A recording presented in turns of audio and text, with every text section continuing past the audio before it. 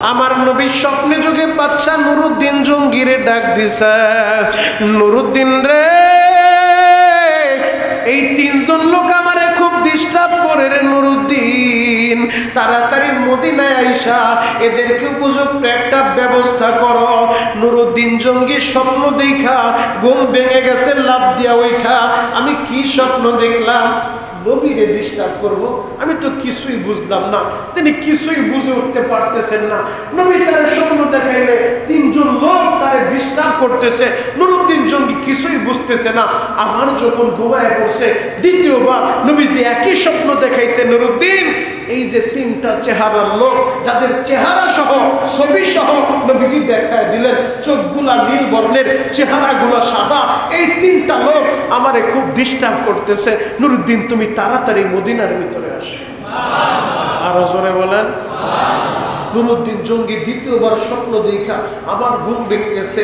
দুই নবীজি এবার চেহারা সহ দেখাইলেন, এই তিনটা মানুষের আমি কোন জায়গায় পাবো, তারা কি বা ডিস্টার্ব করতেছে। আবার ঘুমায় গেছে। ওই ঘুমের ভিতরে তৃতীয়বার নবী চেহারা সহ দেখায়, নুরুদ্দিন তাড়াতাড়ি মদিনায় আসো, এদের একটা উপযুক্ত ব্যবস্থা করো, এরা তিনজন আমারে খুব ডিস্টার্ব করতেছে। আল্লাহু আকবার।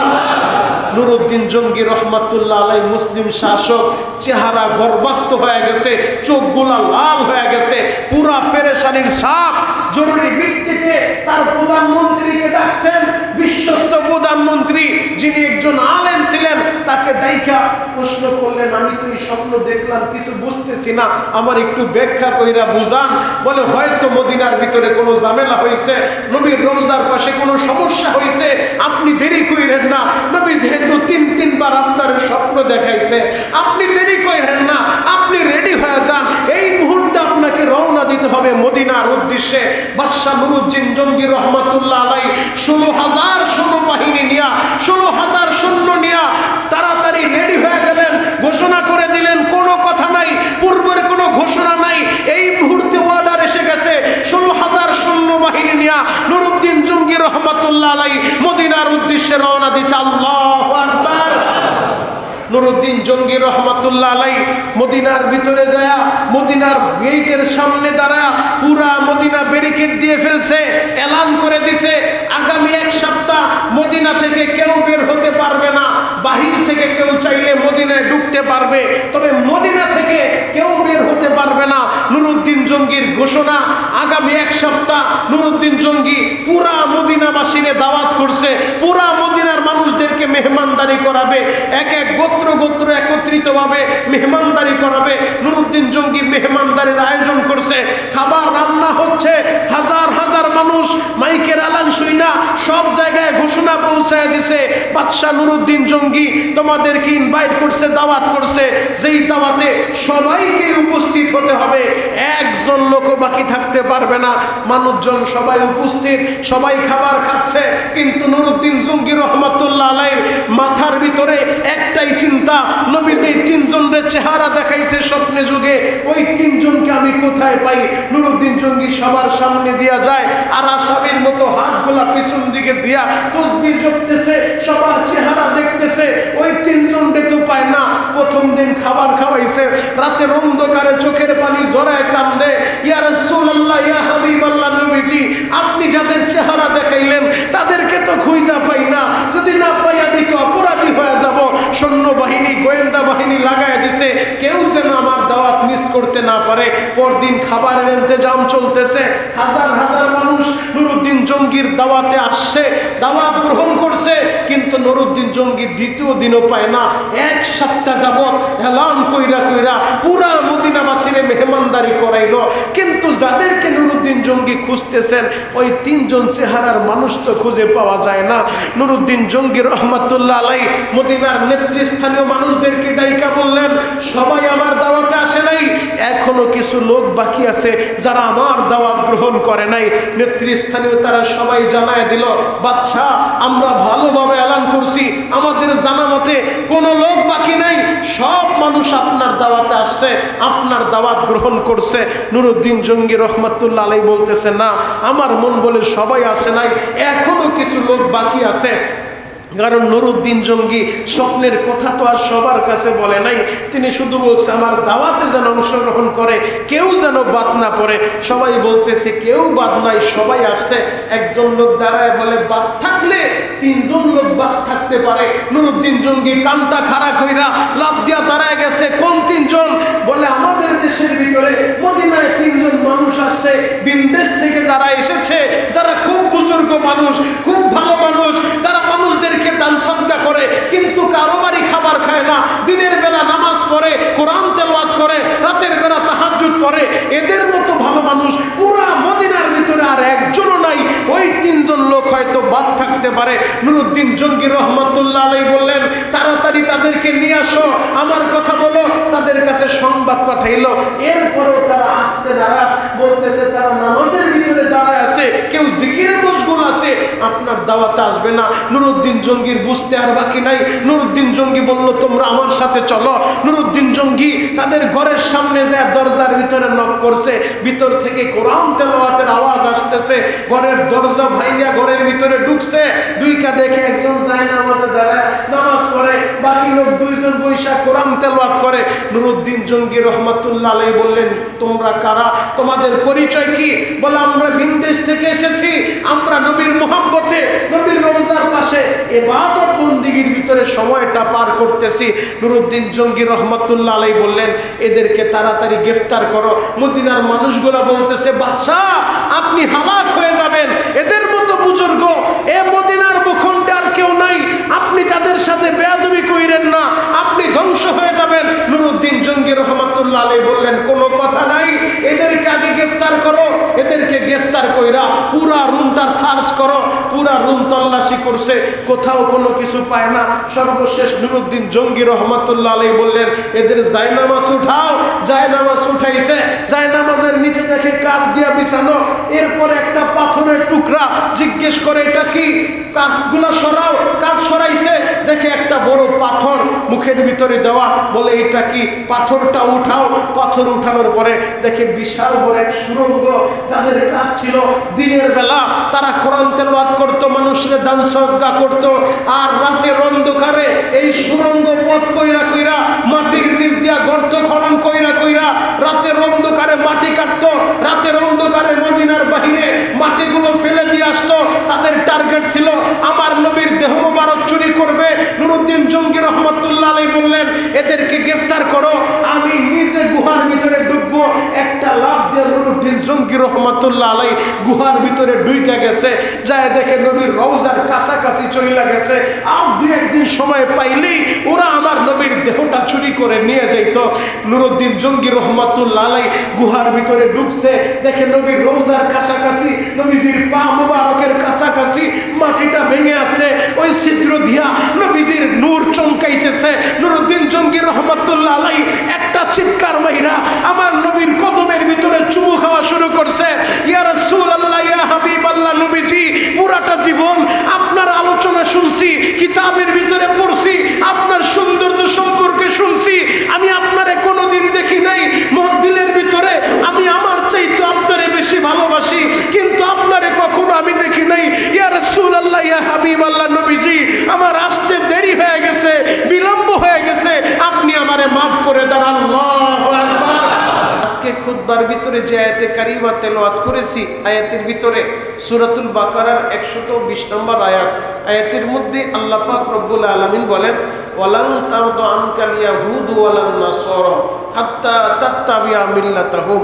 আল্লাহ নবীকে উদ্দেশ্য করে বলেন নবীজি আপনি কখনো ইহুদি নাসারাদেরকে খুশি করতে পারবেন না যতক্ষণ না আপনি তাদের ধর্মের অনুসরণ করেন।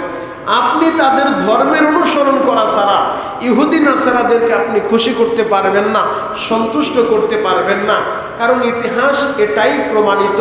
গত জুমায় আমরা আলোচনা করেছিলাম এই ইয়াহুদি সম্পর্কে, বনি ইসরাইল সম্পর্কে, বাইতুল মুকাদ্দাস সম্পর্কে। বাইতুল মুকাদ্দাস আমাদের মোহাব্বতের জায়গা। বাইতুল্লাহ যেমন আমাদের মোহাব্বতের, বাইতুল মুকাদ্দাসও আমাদের মোহাব্বতের।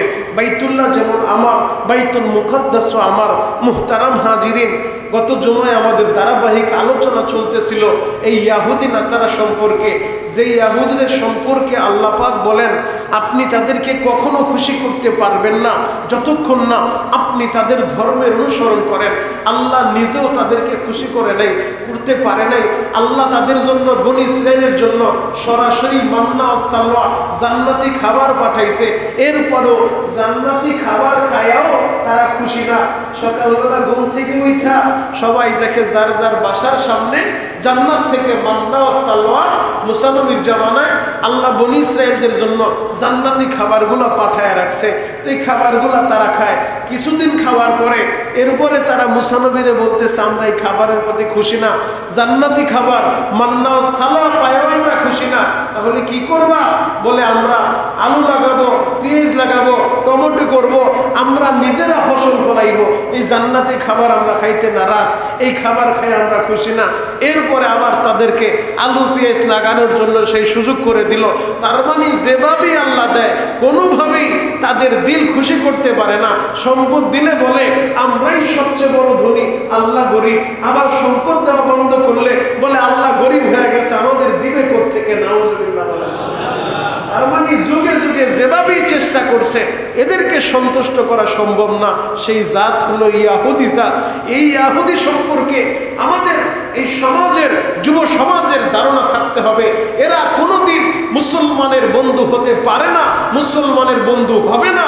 যদিও মাঝে মধ্যে দুই একটা ভালো কথা বলে, বুঝতে হবে এই ভালোর আড়ালেও আরো বিশাল গভীর ষড়যন্ত্র লুকিয়ে আছে। কথা বলে একবার মদিনার ভিতরে বনি নাজির ইয়াহুদীদের একটা গোত্র, বনি নাজির গোত্রে কিছু লোক আরব লোকদের উপরে অতর্কিত হামলা চালালো। নবী সাল্লাল্লাহু আলাইহি ওয়াসাল্লাম সমঝোতা করার জন্য, তাদেরকে সমাধান করার জন্য, মিটিয়ে দেওয়ার জন্য নবীজি নিজে কয়েকজন সাহাবীকে নিয়ে বনি নাজির গোত্রে গেলেন। সে জায়গায় যাওয়ার পরে ইয়াহুদিরা বলতেছে, নবীজিকে দেখার সাথে সাথে নবীজিকে অনেক ইজ্জত করতেছে, সম্মান করতেছে, তাজিম করতেছে। নবীজিকে বলতেছে, ইয়া রাসূলুল্লাহ, ইয়া হাবিবাল্লাহ, আপনার সাথে আমরা পার্সোনাল কিছু কথা বলতে চাই। আপনি যাদেরকে সাথে নিয়ে আসছেন এই সাহাবী, তাদেরকে একটু আলাদা দূরে যাইতে বলেন, আপনার সাথে আমরা একটু পার্সোনাল কথা বলবো, আপনি একটু আমাদের সাথে আসেন। সাহাবীরা এই জায়গায় অপেক্ষা করুক। নবীকে নিয়ে তারা চলে গেছে। এক জায়গায় যায় দেওয়ালের পাশে নবীকে বসাইছে, বসায় সুন্দর সুন্দর আলাপ করতেছে। অপর প্রান্ত থেকে আরেকজন ইহুদিকে পাঠায় দিছে, তুমি দেওয়ালের পিছন দিক থেকে বড় একটা পাথর নিক্ষেপ করবে যেন মুহাম্মদকে দুনিয়া থেকে বিদায় করে দেওয়া যায়। আরো জোরে বলেন। তারা যে ভালো কথা বলছে, ভালো ব্যবহার করছে, পিছনে ষড়যন্ত্র নবীজিকে হত্যা করবে। যুগে যুগে এটাই প্রমাণিত। যদি দেখেন কোন ইহুদি মুসলমান সম্পর্কে, ইসলাম ধর্ম সম্পর্কে ভালো ভালো লেকচার দিচ্ছে, বুঝে নেবেন এই ভালোর আড়ালেও গভীর কোন ষড়যন্ত্র লুকিয়ে আছে। মুহতারাম হাজিরিন, এই জাতি আজকে থেকে মুসলমানের বিরুদ্ধে না, এরা যুগের শুরুলগ্ন থেকেই এই ইহুদি জাতি মুসলমানের বিদ্বেষী, ইসলাম বিদ্বেষী। এরা কখনো মুসলমানের বন্ধু হতে পারে না। তো নবী সাল্লাল্লাহু আলাইহি ওয়াসাল্লাম বিভিন্ন সময় তাদের এই ষড়যন্ত্র দেখা নবীজি যখন তাদেরকে মদিনা থেকে বের করে দিলেন, তারা খায়বারে যায় অবস্থান করলো। আবার পরবর্তীতে এই খায়বার থেকে তারা একত্রিতভাবে মদিনায় হামলা চালানোর উদ্দেশ্যে, নবীজিকে হত্যা করার উদ্দেশ্যে খায়বার থেকে তারা রওনা দিয়েছে। পরবর্তীতে যেই যুদ্ধ সংগঠিত হয়েছিল, মুতার যুদ্ধ, খন্দকের যুদ্ধ, যেই জায়গায় পরীক্ষা খনন করা হয়েছিল, হযরতে সালমান ফারসি রাদিয়াল্লাহু তাআলা তিনি পরামর্শ দিয়েছিলেন, নবীজি আপনি মদিনার বাহিরে একটা পরীক্ষা খনন করেন, খাল খনন করেন। ওই খাল ওভারটেক কইরা ওরা যুদ্ধের সরঞ্জামাদি নিয়া, ঘোড়া নিয়া, খাল টপকায়া মদিনায় ঢুকতেও পারবে না, আক্রমণ করতে পারবে না। ওই সেই খন্দকের যুদ্ধে পরবর্তীতে খন্দকের ওই জায়গায় আল্লাহ তাদেরকে একেবারে নেস্তানাবুদ করে দিয়েছে, সম্পত্তি সব রাইখা ওরা পালায় গেছে, মুসলমানদের বিজয় হয়েছে। তো যেই কথাটা বলতেছিলাম, যুগে যুগেই ওরা ইসলামের বিরোধিতা করছে, নবীর বিরোধিতা করছে, বর্তমানেও করতেছে। তবে সর্বশেষ যদি রক্ত মুসলমানের হাঁটু পর্যন্ত এসে যায়, সর্বশেষ বিজয় মুসলমানেরই হবে ইনশাআল্লাহ। ফিলিস্তিন মুসলমানের বিজয় হবে। আজকে দেখতেছেন গাজার মুসলমানদেরকে মারতেছে, দেখতেছেন মুসলমানদের রক্ত ঝরাচ্ছে। মুসলমানের রক্ত যদি আপনার পায়ের হাঁটু পর্যন্ত হয়ে যায়, অপেক্ষা করেন, সর্বশেষ বিজয় আল্লাহ মুসলমানদেরকেই দান করবে। কারণ মুসলমান কখনো সংখ্যার জোরে বিজয় লাভ করে নাই, অস্ত্রের গরমে বিজয় লাভ করে নাই। মুসলমান বিজয় লাভ করছে আল্লাহর উপরে ভরসা করে। মুসলমান আল্লাহর উপরে ইয়াকিন বিশ্বাস নিয়ে জিহাদের ময়দানে ঝাঁপিয়ে পড়ছে, জয় আল্লাহ মুসলমানদেরকেই দিছে। কথা বলেন ঠিক কি? যদি সংখ্যা দেখা মুসলমানের বিজয় হইতো, কোনদিন বদরের যুদ্ধ সংগঠিত হইতো না। যদি সংখ্যা দেখাই আর অস্ত্র শস্ত্র দেখাই মুসলমানের বিজয় হইতো, কোনদিন 313 জন নিরস্ত্র ক্ষুধার্ত সাহাবীদেরকে নিয়ে 1000 বেঈমানের মোকাবেলায় ইসলামের বিজয় হতো না। ইসলামের বিজয় হয়েছে একমাত্র আল্লাহর সাহায্য, আল্লাহর উপরে ভরসা করে।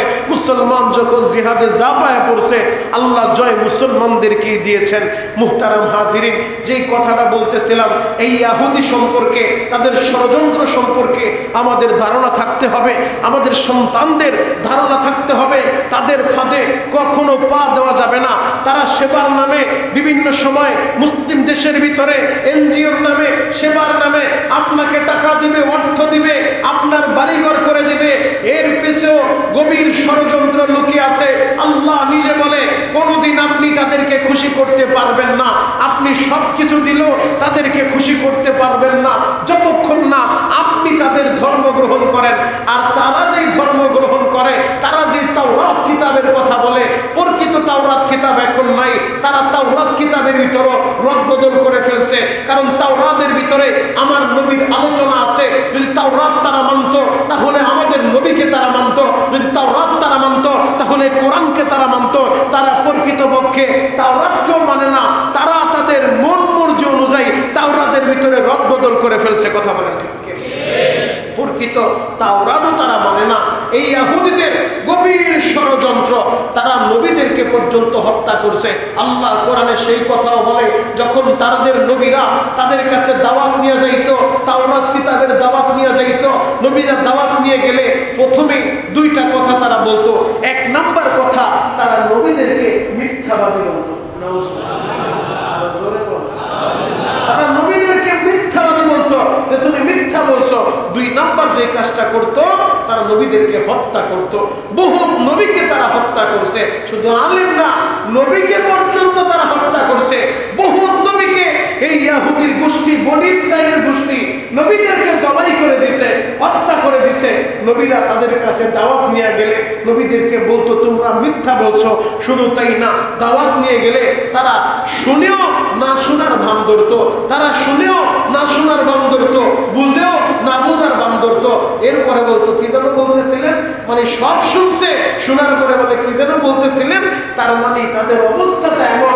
বর্তমানেও কিছু লোক আছে, হক কথা দাওয়াত দিলে, হকের কথা শুনলে শুনেও না শোনার ভান ধরে, এরপরে বলে কি যেন বলতেছিলেন। এমনকি আলেমদেরকে পর্যন্ত মিথ্যাবাদী বলে। কথা বলেন ঠিক কিনা? এজন্য আমাদের সতর্ক থাকতে হবে এই ইহুদিদের সমস্ত রকম ষড়যন্ত্র থেকে। আমার সন্তানদেরকে তাদের স্পষ্ট ধারণা থাকতে হবে, ইহুদিরা কোনো দিন মুসলমানের বন্ধু হবে না, হতে পারে না। ওরা চিরন্তন দুশমন। ওরা আমার নবীর সাথে দুশমনি করছে। ওরা আমার নবীকে হত্যা করার জন্য বহু ষড়যন্ত্র এটা ছিল। শুধু তাই না, মদিনার ভিতরে যুদ্ধ লাগানোর জন্য একবার মদিনার এক মহিলা, এই বনি কুরাইজা ইহুদিদের আরেকটা গোত্র, তাদের বাজারে গিয়েছে। হঠাৎ করে ওই মহিলাকে দেখার সাথে সাথে মহিলাকে বিবস্ত্র করে, উলঙ্গ করে তারা অট্টহাসি হাসা শুরু করলো। এই সংবাদ পায়া আবার কিছু আরবের মানুষ প্রতিবাদ করলো। ওই জায়গায় একটা ঝামেলা হয়েছে। নবীজির সমাধানের জন্য গেলেন। স্পষ্ট তারা নবীর সাহাবীদেরকে লক্ষ্য করে বলতেছে, তোমরা আমাদেরকে ভাইব না যে বদরে তোমরা বিজয় নিয়ে আসছো, আমাদেরকে সেই মক্কার মানুষের মতো ভাইব না যে আমাদের উপরে তোমরা বিজয় লাভ করবে। ওই জায়গায় এই কথাটা শুনে নবীজি বললেন, এটা কোনো কথা হলো? এটা তো সমাধানের কোনো কথা না। তো ইহুদিরা বলতেছে, আপনার সাথে আমাদের যে শান্তি চুক্তি ছিল, আজ থেকে সব শান্তি চুক্তি রহিত হয়ে গেল। আপনার সাথে আমাদের আর কোনো শান্তি চুক্তি নাই। ওরা আমার নবীর উপর আক্রমণের জন্য যুগে যুগে বহুতবার চেষ্টা করছে। এই চেষ্টা ওরা শেষ করে নাই। চূড়ান্ত পর্যায়ে আইসা বাদশাহ নুরউদ্দিনের জামানায় ওরা আমার নবীর দেহ মোবারক, আমার আমার নবীকে মদিনার ভূখণ্ড থেকে, নবীর রওজা থেকে, নবীর দেহ মোবারক, নবীর লাশটা চুরি করার জন্য ষড়যন্ত্র করেছিল। ওরা চেয়েছিল মুসলমানের হৃৎপিণ্ড, মুসলমানের হার্ট একজন জনাবে মুহাম্মদুর রাসূলুল্লাহ সাল্লাল্লাহু আলাইহি ওয়াসাল্লাম। কারণ প্রতিটা মুসলমান তার কলিজার চাইতেও নবীকে বেশি ভালোবাসে। কথা বলেন ঠিক? এজন্যই মুসলমান যখন দেখে তার দলের নেতা নবীর বিরুদ্ধে কথা বলে, তখন কিন্তু নেতার অনুসরণ করে না। মুসলমান যখন দেখে তার ভাই নবীর বিরুদ্ধে কথা বলে, তখন আর ভাইয়ের পরিচয় থাকে না। মুসলমান যখন দেখে তার ছেলে নবীর বিরুদ্ধে কথা বলে, বাপ হয়ে ওই ছেলেকে আলাদা করে দেয়, ছেলের পরিচয় থাকে না। কারণ মুসলমান কলিজার চাইতেও একজনকে বেশি ভালোবাসে, তিনি হলেন আমাদের নবী। নবীর বিরুদ্ধে কেউ কথা বললে মুসলমান গর্জে উঠে তাকে প্রতিবাদ করে। কথা বলেন ঠিক? মুহতারাম হাজিরিন, ওরা ষড়যন্ত্র করলো যদি মদিনা থেকে, রওজা থেকে মুসলমানের নবীর লাশটা চুরি করা যায়, তাহলে পুরা দুনিয়ার মুসলমানদেরকে চ্যালেঞ্জ করে বোকা বানায় দিব যে তোমরা যার জন্য পাগল হইছো সে আর মদিনায় নাই, সে মদিনায় নাই। তোমরা কবর খনন কইরা দেখো, রওজা খনন কইরা দেখো। এই ষড়যন্ত্র কইরা বিশাল অফার তারা দিল, কে পারবা নবীর দেহ মোবারক চুরি করে আমাদের কাছে আনতে। এই ষড়যন্ত্র করে ওরা সব সময় মাথা দিয়া, বুদ্ধি দিয়া ওরা কাজ করে। কারণ কেউ কেউ বলে ইতিহাসবিদেরা যে আল্লাহ তো বনি ইসরায়েলদেরকে জান্নাতি খাবার খাওয়াইছে, এ কারণে মনে হয় ওদের বুদ্ধিটা একটু বেশি। কারণ মান্না ও সালওয়া আল্লাহ বনি ইসরায়েলদের খাওয়াইছে, সরাসরি জান্নাত থেকে খাবার বনি ইসরায়েলদের আল্লাহ খাওয়াইছিল। কথা বলে ঠিক কিনা? তো এই মুহতারাম হাজিরিন, ওরা বুদ্ধি দিয়া কাজ করে, ওরা ষড়যন্ত্র করে তিনজনকে পাঠায় দিল মদিনার ভিতরে। যে তিনজন লম্বা দাড়ি লাগায়া, লম্বা পাগড়ি, ইয়া বড় জুব্বা লাগায়া মদিনার ভিতরে আইসা, এখন তারা শুধু সব সময় ইবাদত বন্দেগীর ভিতরে মশগুল, তাহাজ্জুদে মশগুল, জিকির আজকারে মশগুল। অন্য কোনো কাজ তারা করে না, কারোর সাথে বেহুদা গল্প গুজব করে না। আর তারা মানুষদের উপকার করে, মানুষকে দান খয়রাত করে, ব্যাপকভাবে মানুষের দেয়। কিন্তু কারো কাছ থেকে তারা কিছু খায় না, কেউ দাওয়াত করলে তাদের বাড়িতে যায় না। এই ইহুদি জাত তো সেই জাত যারা যদি দেখেন আপনাকে খাবার দেয়, এই খাবারের বিষয়ে ষড়যন্ত্র আছে। মদিনার এক ইহুদি মহিলা ষড়যন্ত্র করলো আমার নবীরে দাওয়াত খাওয়াবে, এই জন্য নবীজিকে দাওয়াত করছে।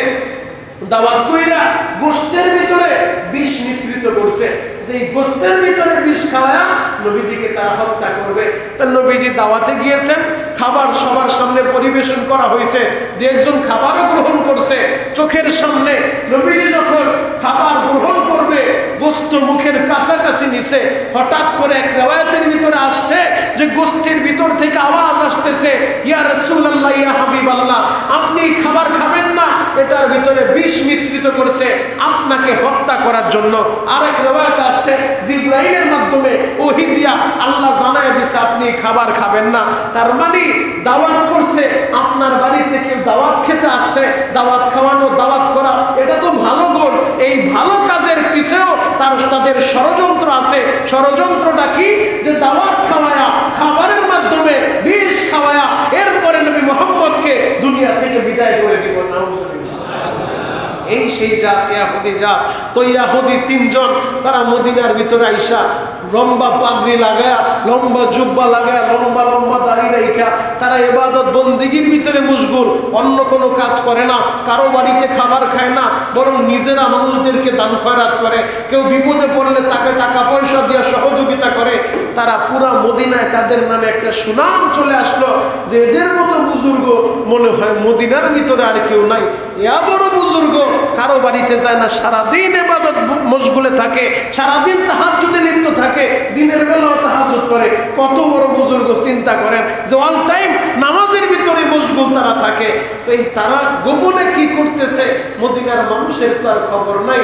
এই দিক দিয়া তৎকালীন জামানায় ইরাকের প্রেসিডেন্ট ছিলেন মুসলিম একজন শাসক ছিলেন, যার নাম বাদশাহ নুরুদ্দিন জঙ্গি রহমাতুল্লাহ আলাই। নুরুদ্দিন জঙ্গি রহমাতুল্লাহ আলাইকে আল্লাহর নবী স্বপ্নের ভিতরে দেখাইলেন, নুরুদ্দিন, তিনজন লোক আমারে খুব ডিস্টার্ব করতেছে, তুমি তাড়াতাড়ি মদিনায় আসো, এদেরকে একটা উপযুক্ত ব্যবস্থা করো। আরো জোরে বলেন। আমার নবীর যে স্বপ্ন দেখলো সেজন্য প্রকৃত পক্ষে নবীকে দেখলো। কারণ মিস্টার ইবলিস সবার সুরত ধরতে পারবে, বড় পিসাবের সুরত ধরতে পারবে, একজনের সুরত ধরতে পারবে না। তিনি হলেন জনাবে মুহাম্মদুর রাসূলুল্লাহ সাল্লাল্লাহু আলাইহি ওয়াসাল্লাম। যে নবীকে স্বপ্ন দেখলো সেজন্য প্রকৃত পক্ষে নবীকে স্বপ্ন দেখলো। আর যে ইমানের হালতে নবীকে স্বপ্নে যুগে দেখবে, আল্লাহ তার জন্য জাহান্নাম হারাম করে দিবে। আরো জোরে বলেন। আমার নবীর স্বপ্নে যুগে বাদশা নুরুদ্দিন জঙ্গিরে ডাক দিছে, নুরুদ্দিন রে, এই তিনজন লোক আমারে খুব ডিস্টার্ব করে রে নুরুদ্দিন, তাড়াতাড়ি মদিনায় আইসা এদেরকে উপযুক্ত একটা ব্যবস্থা করো। নুরুদ্দিন জঙ্গি স্বপ্ন দেখা ঘুম ভেঙে গেছে, লাফ দিয়া ওইঠা, আমি কি স্বপ্ন দেখলাম, নবীরে ডিস্টার্ব করবো, আমি তো কিছুই বুঝলাম না। তিনি কিছুই বুঝে উঠতে পারতেছেন না। নবী তার স্বপ্ন দেখাইলে তিনজন লোক তারে ডিস্টার্ব করতেছে, নুরুদ্দিন জঙ্গি কিছুই বুঝতেছে না। আমার যখন ঘুমায় পড়ছে দ্বিতীয়বার নবী যে একই স্বপ্ন দেখাইছে, নুরুদ্দিন এই যে তিনটা চেহারার লোক, যাদের চেহারা সহ ছবি সহ নবীজি দেখায় দিলেন, চোখগুলা নীল বর্ণের, চেহারাগুলো সাদা, এই তিনটা লোক আমারে খুব ডিস্টার্ব করতেছে। নুরুদ্দিন তুমি তাড়াতাড়ি মদিনার ভিতরে আসো। আরো জোরে বলেন। নুরুদ্দিন জঙ্গি দ্বিতীয়বার স্বপ্ন দেখা আবার ঘুম ভেঙে গেছে। দুই নবীজি এবার চেহারা সহ দেখাইলেন, এই তিনটা মানুষের আমি কোন জায়গায় পাবো, তারা কি বা ডিস্টার্ব করতেছে, আবার ঘুমায় গেছে। ওই ঘুমের ভিতরে তৃতীয়বার নবী চেহারা সহ দেখায়, নুরুদ্দিন তাড়াতাড়ি মদিনায় আসো, এদের একটা উপযুক্ত ব্যবস্থা করো, এরা তিনজন আমারে খুব ডিস্টার্ব করতেছে। আল্লাহু আকবার। নুরুদ্দিন জঙ্গি রহমাতুল্লাহ আলাই মুসলিম শাসক, চেহারা গর্বাক্ত হয়ে গেছে, চোখগুলা লাল হয়ে গেছে, পুরা পেরেশানির সাপ। জরুরি ভিত্তিতে তার প্রধানমন্ত্রীকে ডাকছেন, বিশ্বস্ত প্রধানমন্ত্রী যিনি একজন আলেম ছিলেন, তাকে ডাইকা প্রশ্ন করলেন, আমি তো এই স্বপ্ন দেখলাম, কিছু বুঝতেছি না, আমার একটু ব্যাখ্যা কইরা বুঝান। বলে হয়তো মদিনার ভিতরে কোনো ঝামেলা হয়েছে, নবীর রওজার পাশে কোনো সমস্যা হয়েছে, আপনি দেরি কইরেন না, নবী যেহেতু তিনবার আপনার স্বপ্ন দেখাইছে, আপনি দেরি কইরেন না, আপনি রেডি হয়ে যান, এই মুহূর্তে আপনাকে রওনা দিতে হবে মদিনার উদ্দেশ্যে। বাদশা নুরুদ্দিন জঙ্গি রহমাতুল্লাহ আলাই 16,000 সৈন্যবাহিনী নিয়া, 16,000 সৈন্য নিয়া তাড়াতাড়ি রেডি হয়ে গেলেন। ঘোষণা করে দিলেন, কোনো কথা নাই, পূর্বের কোনো ঘোষণা নাই, এই মুহূর্তে অর্ডার এসে গেছে। 16,000 সৈন্যবাহিনী নিয়া নুরুদ্দিন জঙ্গি রহমাতুল্লাহ আলাই মদিনার উদ্দেশ্যে রওনা দিছে। আল্লাহু আকবার। নুরুদ্দিন জঙ্গি রহমাতুল্লাহ আলাই মদিনার ভিতরে যায়, মদিনার গেটের সামনে দাঁড়ায় পুরা মদিনা ব্যারিকেড দিয়ে ফেলছে, এলান করে দিছে আগামী 1 সপ্তাহ মদিনা থেকে কেউ বের হতে পারবে না, বাহির থেকে কেউ চাইলে মদিনায় ঢুকতে পারবে, তবে মদিনা থেকে কেউ বের হতে পারবে না। নুরুদ্দিন জঙ্গির ঘোষণা, আগামী 1 সপ্তাহ নুরুদ্দিন জঙ্গি পুরা মদিনাবাসীকে দাওয়াত করছে, পুরা মদিনার মানুষদেরকে মেহমানদারি করাবে, এক এক গোত্র একত্রিতভাবে মেহমানদারি করাবে। নুরুদ্দিন জঙ্গি মেহমানদারির আয়োজন করছে, খাবার রান্না হচ্ছে, হাজার হাজার মানুষ মাইকের আলান শুইনা সব জায়গায় ঘোষণা পৌঁছায় দিছে, বাদশা নুরুদ্দিন জঙ্গি তোমাদেরকে ইনভাইট করছে, দাওয়াত করছে, যেই দাওয়াতে সবাইকে উপস্থিত হতে হবে, একজন লোকও বাকি থাকতে পারবে না। মানুষজন সবাই উপস্থিত, সবাই খাবার খাচ্ছে, কিন্তু নুরুদ্দিন জঙ্গি রহমাতুল্লাহ আলাইহির মাথার ভিতরে একটাই চিন্তা, নবী যে তিনজনের চেহারা দেখাইছে স্বপ্নে যুগে, ওই তিনজনকে আমি কোথায় পাই। নুরুদ্দিন জঙ্গি সবার সামনে দিয়া যায়, আর আসামির মতো হাতগুলা পিছন দিকে দিয়া তসবিহ জপতেছে, সবার চেহারা দেখতেছে, ওই তিনজনকে তো পায় না। প্রথম দিন খাবার খাওয়াইছে, রাতের অন্ধকারে চোখের পানি ঝরায় কান্দে, ইয়া রাসূলুল্লাহ, ইয়া হাবিবাল্লাহ, নবীজি আপনি যাদের চেহারা দেখাইলেন তাদেরকে তো খুঁজা পাই না, যদি না পাই আমি তো অপরাধী হয়ে যাব। সৈন্যবাহিনী গোয়েন্দা বাহিনী লাগায় দিছে, কেউ যেন আমার দাওয়াত মিস করতে না পারে। পরদিন খাবারের ইন্তজাম চলতেছে, হাজার হাজার মানুষ নুরুদ্দিন জঙ্গি জঙ্গির দাওয়াতে আসছে, দাওয়াত গ্রহণ করছে, কিন্তু নুরুদ্দিন জঙ্গি দ্বিতীয় দিনও পায় না। এক সপ্তাহ যাবত এলান কইরা কইরা পুরা মদিনাবাসীরে মেহমানদারি করাইলো, কিন্তু যাদেরকে নুরুদ্দিন জঙ্গি খুঁজতেছেন ওই তিনজন চেহারার মানুষ তো খুঁজে পাওয়া যায় না। নুরুদ্দিন জঙ্গি রহমাতুল্লাহ আলাই মদিনার নেতৃস্থানীয় মানুষদেরকে ডাইকা বললেন, সবাই আমার দাওয়াতে আসে নাই, এখনো কিছু লোক বাকি আছে যারা আমার দাওয়াত গ্রহণ করে নাই। নেতৃস্থানীয় তারা সবাই জানায় দিল, বাদশাহ আমরা ভালোভাবে এলান করছি, আমাদের জানা মতে কোনো লোক বাকি নাই, সব মানুষ আপনার দাওয়াতে আসছে, আপনার দাওয়াত গ্রহণ করছে। নুরুদ্দিন জঙ্গি রহমাতুল্লাহ আলাই বলতেছে, না, আমার মন বলে সবাই আসে নাই, এখনো কিছু লোক বাকি আছে। কারণ নুরুদ্দিন জঙ্গি স্বপ্নের কথা তো আর সবার কাছে বলে নাই, তিনি শুধু বলছে আমার দাওয়াতে যেন অংশগ্রহণ করে, কেউ যেন বাদ না পড়ে। সবাই বলতেছে কেউ বাদ নাই, সবাই আসছে। একজন লোক দাঁড়ায় বলে, বাদ থাকলে তিনজন লোক বাদ থাকতে পারে। নুরুদ্দিন জঙ্গি কানটা খাড়া কইরা লাফ দিয়া দাঁড়ায় গেছে। কোন তিনজন? বলে আমাদের দেশের ভিতরে মদিনায় তিনজন মানুষ আসছে, বিদেশ থেকে যারা এসেছে, যারা খুব বুজুর্গ মানুষ, খুব ভালো মানুষ, যারা মানুষদের দান সদকা করে কিন্তু কারো বাড়ি খাবার খায় না, দিনের বেলা নামাজ পড়ে, কোরআন তেলাওয়াত করে, রাতের বেলা তাহাজ্জুদ পড়ে, এদের মতো ভালো মানুষ পুরা মদিনার ভিতরে আর একজনও নাই। ওই তিনজন লোক হয়তো বাদ থাকতে পারে। নুরুদ্দিন জঙ্গি রহমাতুল্লাহ আলাইহি বললেন, তাড়াতাড়ি তাদেরকে নিয়ে আসো, আমার কথা বলো। তাদের কাছে সংবাদ পাঠাইলো। এরপরেও তারা আসতে নারাজ, বলতেছে তারা নামাজের ভিতরে দাঁড়ায় আছে, কেউ জিকিরে মশগুল আছে, আপনার দাওয়াতে আসবে না। নুরুদ্দিন জঙ্গির বুঝতে আর বাকি নাই। নুরুদ্দিন জঙ্গি বলল, তোমরা আমার সাথে চলো। নুরুদ্দিন জঙ্গি তাদের ঘরের সামনে যায়, দরজার ভিতরে নক করছে, ভিতর থেকে কোরআন তেলাওয়াতের আওয়াজ আসতেছে। ঘরের দরজা ভাঙিয়া ঘরের ভিতরে ঢুকছে, দুইকা দেখে একজন যায় নামাজে দাঁড়ায়, নামাজ পড়ে, বাকি লোক দুইজন বৈশা কোরআন তেলাওয়াত করে। নুরুদ্দিন জঙ্গি রহমাতুল্লাহ আলাইহি বললেন, তোমরা কারা, তোমাদের পরিচয় কি? বলে আমরা বিদেশ থেকে এসেছি, আমরা নবীর মুহাব্বতে নবীর রওজার পাশে ইবাদত বন্দেগীর ভিতরে সময়টা পার করতেছি। নুরুদ্দিন জঙ্গি রহমাতুল্লাহ আলাইহি বললেন, এদেরকে তাড়াতাড়ি গ্রেফতার করো। মদিনার মানুষগুলা বলতেছে, বাদশাহ আপনি হালাক হয়ে যাবেন, এদের মতো বুজুর্গ এ মদিনার ভূখণ্ডে আর কেউ নাই, আপনি তাদের সাথে বেয়াদবি কইরেন না, আপনি ধ্বংস হয়ে যাবেন। নুরুদ্দিন জঙ্গি রহমাতুল্লাহ আলাইহি বললেন, কোনো কথা নাই, এদেরকে আগে গ্রেফতার করো। এদেরকে গ্রেফতার কইরা পুরা রুমটা সার্চ করো। পুরা রুম তল্লাশি করছে, কোথাও কোনো কিছু পায় না। সর্বশেষ নুরুদ্দিন জঙ্গি রহমাতুল্লাহ আলাইহি বললেন, এদের জায়নামাজ উঠাও। জায়নামাজ উঠাইছে, জায়নামাজের নিচে দেখে কাঠ দিয়া বিছানো, এরপর একটা পাথরের টুকরা। জিজ্ঞেস করে এটা কি? কাঠগুলা সরাও। কাঠ সরাইছে, দেখে একটা বড় পাথর মুখের ভিতরে দেওয়া। বলে এটা কি? পাথরটা উঠাও। পাথর উঠানোর পরে দেখে বিশাল বড় এক সুড়ঙ্গ। যাদের কাজ ছিল দিনের বেলা তারা কোরআন তেলাওয়াত করতো, মানুষের দান সদকা করতো, আর রাতের অন্ধকারে এই সুড়ঙ্গ পথ কইরা কইরা মাটির নিচ দিয়া গর্ত খনন কইরা কইরা রাতের অন্ধকারে মাটি কাটতো। রাতের অন্ধকারে মদিনার বাহিরে মাটিগুলো ফেলে দিয়ে আসতো। তাদের টার্গেট ছিল আমার নবীর দেহ মোবারক চুরি করবে। নুরুদ্দিন জঙ্গি রহমাতুল্লাহ আলাইহি বললেন, এদেরকে গ্রেফতার করো, আমি নিজে গুহার ভিতরে ঢুকবো। একটা লাফ দিয়ে নুরুদ্দিন জঙ্গি রহমাতুল্লাহ আলাইহি গুহার ভিতরে ঢুইকা গেছে। যায় দেখে নবীর রওজার কাছাকাছি চইলা গেছে। আর দুই একদিন সময় পাইলেই ওরা আমার নবীর দেহটা চুরি করে নিয়ে যাইত। নুরুদ্দিন জঙ্গি রহমাতুল্লাহ আলাইহি গুহার ভিতরে ঢুকছে, দেখে নবীর রওজার কাছাকাছি, নবীজির পা মুবারকের কাছাকাছি মাটিটা ভেঙে আছে।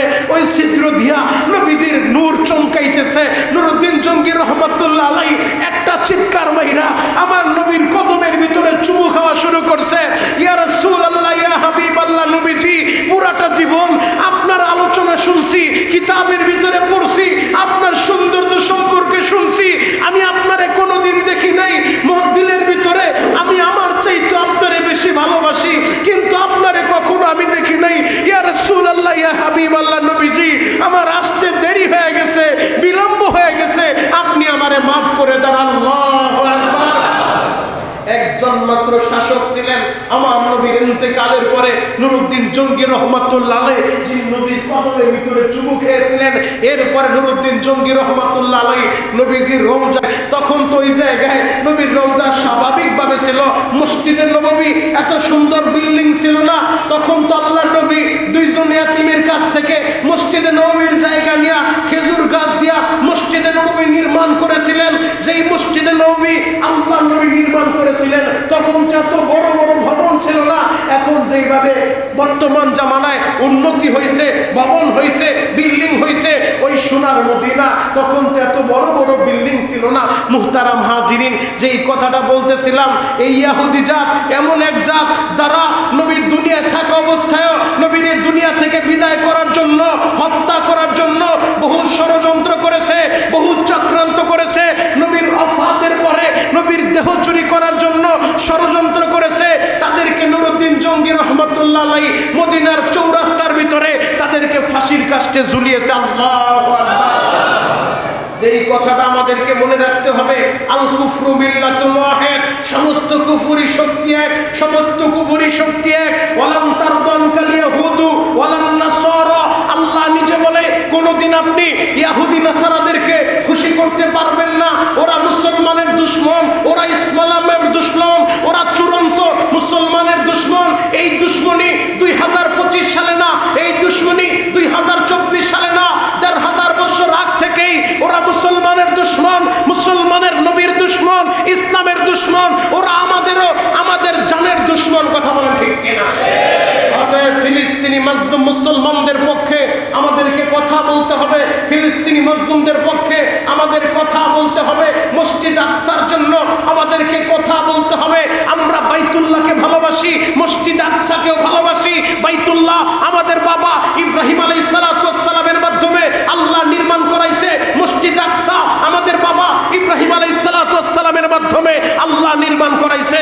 যেই মসজিদ আকসার পাশে, যেই ফিলিস্তিনের জমিনে হাজার হাজার নবী ঘুমায় আছে, যেই ফিলিস্তিনের ভিতরে যেই মসজিদ আকসা সুলাইমান নবীর মাধ্যমেও আল্লাহ নির্মাণ করাইছে, যেই মসজিদ আকসায় নবীদের মাধ্যমে আল্লাহ ইমামতি করাইছে, যেই মসজিদ আকসায় জাকারিয়া নবী ইমামতি করছে, যেই মসজিদ আকসায় সুলাইমান নবী আল্লাহ তার দ্বারা পুরা বাইতুল মুকাদ্দাস সুন্দরভাবে সাজাইছে। সুলাইমান নবীর ওফাতের পরও 6 মাস পর্যন্ত লাঠি বর করে আল্লাহ তাআলা দাঁড় করায় রাখছে, জিনদের মাধ্যমে বাইতুল মুকাদ্দাসের নির্মাণ শেষ করাইছে। আল্লাহু আকবার। যেই মসজিদ আকসার আশেপাশে, যেটার চতুর্দিকে আল্লাহ বরকত রাইখা দিছে, যেই মসজিদ আকসার চতুর্দিকে বরকত আল্লাহ রাইখা দিছে, ওই ভূমির জন্য মুসলমান কথা বলে, ওই ভূমির জন্য ফিলিস্তিনি মুসলমানরা জীবন দিয়েছে। তবে সর্বশেষ ইহুদিরা যত ষড়যন্ত্র করুক, লাশের পর লাশ পড়বে, যত ষড়যন্ত্র করুক, মুসলমানদের রক্তে যদিও ফিলিস্তিনের জমিনটা রঙিন করে ফেলছে, আরো যদি রক্ত জ্বলে, সর্বশেষ এই বেঈমানদের, এই ইসরায়েলি ইহুদিদের পরাজয় হবে, জয় মুসলমানদের হবে ইনশাআল্লাহ। বলে আমরা সেই মাজলুমদের পক্ষে থাকার দরকার আছে না নাই? আরো জোরে বলেন, আছে না নাই? কোকা কোলা আর পেপসি ইহুদিদের পণ্য আমাদের দেশে আরো যত পণ্য আছে, এখন থেকে ইমানি দায়িত্বে আমরা এগুলা বয়কট করে চলি, এগুলা এড়ায় চলি। কারণ ওরা আমাদের দেশের ভিতরে ব্যবসা করে আমাদের টাকায়, আমাদের ঘাম ঝরানোর টাকা দিয়ে সেই টাকার অস্ত্র ওরা কিনে আমার মুসলমানদের বুকের ভিতরে বুলেট নিক্ষেপ করে। অতএব আমি মুসলমান হিসেবে আমার তো নৈতিক দায়িত্ব ওদের পণ্যগুলো আমরা বয়কট করব। কোকা কোলা আর পেপসি ওরা যত লেভেল লাগাও, 120 টাকা থেকে দাম কমাইতে কমাইতে 60 টাকায় নিয়ে আসে, এরপর আমরা খাবো না। বয়কট তো বয়কট, যদিও লেভেল লাগায়, লেভেল পরিবর্তন করে, সজাগ থাকতে হবে। এই ইহুদিরা যতই লেভেল পরিবর্তন করুক, ওদেরকে চূড়ান্ত পর্যায়ে আমাদের বয়কট করতে হবে। কথা বলা ঠিক। আর মুসলমান ভাইদেরকে বলবো, কিছু মুনাফিক আছে যারা যুগে যুগে, নবীর যুগেও ছিল, বর্তমানেও আছে, যে মুনাফিক গুলা এই সুযোগ গুলা কাজে লাগাইবে, মুনাফিকদের উপরে ভর কইরা ওরা মুসলমানদের দেশে ব্যবসা লুফে নেবে। এজন্য সজাগ, চোখ কান খোলা রাখতে হবে, কোন মুনাফিককেও ছাড় দেওয়া যাবে না ইনশাআল্লাহ। ইনশাআল্লাহ আমরা ফিলিস্তিনিদের পক্ষে কথা বলবো, মাজলুমদের পক্ষে কথা বলবো। যদি দেখেন কেউ ফিলিস্তিনের বিপক্ষে কথা বলে, মাজলুমের বিপক্ষে কথা বলে, তার সুর যদি দেখেন ইসরায়েল ইহুদির পক্ষে চলে যায়, বুঝতে হবে ওটাও মুসলমানের দুশমন। কথা বলতে আল্লাহ আমাদের সহি বুঝদান করুক। সকলে বলেন আমিন। আরো জোরে বলেন আমিন। খারাপ লাগছে, কষ্ট পাইছেন? আমরা ভালোবাসবো কার জন্য? কারোর সাথে শত্রুতা করবো কার জন্য? ইহুদি করি কার জন্য? মাজলুম মুসলমানদেরকে ভালোবাসি কার জন্য? মান আহাব্বা লিল্লাহ ওয়া আবগাযা লিল্লাহ, হুব্বু লিল্লাহ বুগযু লিল্লাহ, ভালোবাসবো আল্লাহর জন্য, শত্রুতা করব আল্লাহর জন্য। ইহুদিদেরকে ঘৃণা করি আল্লাহর জন্য, মাজলুম ফিলিস্তিনিদেরকে ভালোবাসি, মুসলমানদেরকে ভালোবাসি আল্লাহর জন্য। সারা পৃথিবীর মুসলমানেরা একটা বডি, একটা দেহের নাই। আপনার দেহের এক জায়গায় যদি পচন ধরে, অসুস্থ হয়ে যায়, পুরা দেহ যেমনি ভাবে ওই ব্যথাটা অনুভব করে, ঠিক তেমনি ভাবে পৃথিবীর যেই প্রান্তে কোনো মুসলমানের উপরে নির্যাতন হবে, ওই ব্যথায় আপনাকেও ব্যথিত হতে হবে। আমার পাশের রাষ্ট্র ভারতের ভিতরে আজকে মুসলমানদেরকে নিধন করার জন্য তারা যেই ওয়াকফ আইন সংশোধনীয় যে আইন তারা করছে মুসলমানদের উপরে জুলুম আর নির্যাতন চালানোর জন্য, তাদের বিরুদ্ধে আমাদের কথা বলতে হবে। কথা বলেন ঠিক কিনা? তাদের বিরুদ্ধে আমাদের চোখ কান খোলা রাখতে হবে। কথা বলেন ঠিক কিনা? সারা পৃথিবীতে যেখানেই মাজলুম মুসলমানদের উপরে নির্যাতন হবে, সেই জালিমদের বিরুদ্ধে কথা বলতে হবে। আল্লাহ আমাদের সবাইকে সহি সমঝ দান করুক। সকলে বলেন আমিন। আর বেশি বেশি আপনারা দেশি পণ্য কিনবেন। দেশি পণ্য কিনলে দেশের মানুষ ধন্য হবে, দেশের অর্থনৈতিক চাঙ্গা হবে, দেশের অর্থনৈতিক ব্যবস্থা আরো চাঙ্গা হবে। এজন্য আপনারা চেষ্টা করবেন, হয়তো নিজেরাই উদ্যোক্তা হয়ে যান যদি সম্ভব হয়। সম্ভব না হলে আমার দেশের ভিতরে যত পণ্য আছে দেশীয় পণ্যগুলো আমরা ব্যবহার করব। আর যদি দেশীয় পণ্য ব্যবহার করি, আমার দেশের টাকা আমার দেশে থাকবে, অর্থনৈতিক অবস্থা ঘুরে দাঁড়াবে, দেশের অবস্থা চাঙ্গা হবে। কথা বলে ঠিক? আল্লাহ আমাদের সবাইকে বুঝা আমল করার তৌফিক দান করুক। সকলে বলেন আমিন। দান বক্সগুলো ছেড়ে দেন, সকলে বেশি বেশি আল্লাহ করে দান করি। আল্লাহ রব্বানা যালামনা আনফুসানা ওয়া ইল্লাম তাগফির লানা ওয়া তারহামনা লানাকুনান্না মিনাল খাসিরিন। রব্বানা ইগফির লানা ওয়া লিওয়ালিদাইনা রব্বিরহামহুমা কামা রব্বায়ানি সগীরা। রব্বুল আলামিন আপনি তাকায় দেখান গো, আমি গুনাহগার আপনার দামি বান্দাদেরকে নিয়া শাওয়ালের ৩য় জুমায় আপনার শাহী দরবারে হাত তুলেছি। মেহেরবানি করে আপনি আমাদের সকলের জীবনের গুনাহ খাতা মাফ করে দেন। রব্বুল আলামিন হাত উঠাইলি মনে পড়ে যায় মা দুঃখিনীর কথা, হাত উঠাইলি মনে পড়ে যায় বাবা দুখুমিয়ার কথা। ও দয়ার আল্লাহ, বড় মজলিসের দিকে তাকায় দেখেন, আমার কত ভাই মা হারায় হাত উঠাইছে রে আল্লাহ। আমার কত ভাই বাবা হারায় হাত উঠাইছে। জীবনে এমন কোন মুনাজাত নাই যে মুনাজাতে মা বাবার কথা বলি নাই। ও দয়ার আল্লাহ, ওই মা হারা বাবারা সন্তানের দিকে তাকাইয়া মা বাবার কবর গুলা জান্নাতের বাগান বানায় দেন। আল্লাহ, অনেকের মা অসুস্থ, অনেকের বাবা অসুস্থ, অসুস্থ মা বাবারে সুস্থ করে দেন। আমাদের মধ্যে অনেক ভাই অসুস্থ রে আল্লাহ, মেহেরবানি করে আমাদেরকেও আপনি সুস্থ করে দেন। পেরেশানি মুক্ত জীবন আপনি আমাদেরকে দান করেন, ইজ্জতের জীবন আপনি আমাদেরকে দান করেন, সম্মানের জীবন আপনি আমাদেরকে দান করেন। রব্বুল আলামিন, একটাবার তাকায় দেখেন কত হাজিরা হাত উঠাইছে, যাদের হাতগুলা আপনার ঘরের সাথে লাগছে রে মালিক, যেই হাদিসের কদমটা আপনার মাথায় লাগছে, ও দয়ার আল্লাহ, যেই হাজিদের হাত দুইটা ওই হাজরে আসওয়াদের সাথে লাগছে রে আল্লাহ। ও দয়ার আল্লাহ, ওই হাজিদের উসিলা আমাদেরকে কবুল করে নেন। আল্লাহ, কত আলেম ওলামা নাবালেগ বাচ্চারা হাত উঠাইছে, কত হাফেজে কোরআন হাত উঠাইছে। রব্বুল আলামিন, ওই হাফেজ আলেম তালিবুল ইলমদের খাতিরে আমাদের সকলের দরখাস্ত আপনি কবুল করে নেন রব্বুল আলামিন।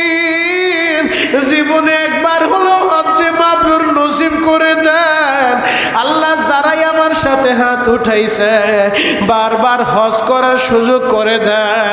বাসা বাড়িতে বৈশা আমার কত মা বোনেরা হাত উঠাইছে আল্লাহ, মা বোনদেরকে আবেদা সলেহা বানায় দেন আল্লাহ। অনেকের মা অসুস্থ মায়ের সুস্থ করে দেন। অনেক ভাই বাবার জন্য দোয়া চাইছে, বাবার কবর জান্নাতের বাগান বানায় দেন আল্লাহ। নাম বলি নাই, আপনি তো জানেন অনেক ভাই দোয়া চাইছে আল্লাহ। আল্লাহ আপনি তো জানেন দিলের খবর, যে যেই নিয়েতে দোয়া চাইছে এদের প্রত্যেকের দিলের নেক মাকাসাত পুরা করে দেন আল্লাহ। এদের প্রত্যেকের দিলের নেক মাকাসাত পুরা করে দেন। আসমানি জমিনি সমস্ত রকম বালা মুসিবত থেকে আমাদেরকে হেফাজত করেন আল্লাহ। খাস করে দেশের বিভিন্ন প্রান্ত থেকে অনেক ভাইরা দোয়া চাইছে আল্লাহ, এদের সকলের দিলের নেক মাকাসাত পুরা করে দেন। আখিরি দরখাস্ত মালিক, যেই দিন এই দুনিয়া থেকে বিদায় নিয়ে চলে যাব আমাদের দরজায় মালাকুল মউত আজরাইল হাজির হয়ে যাবে। ওই দিন ওই মুহূর্তে আমাদের সকলের জবানে জারি করে দিবেন লা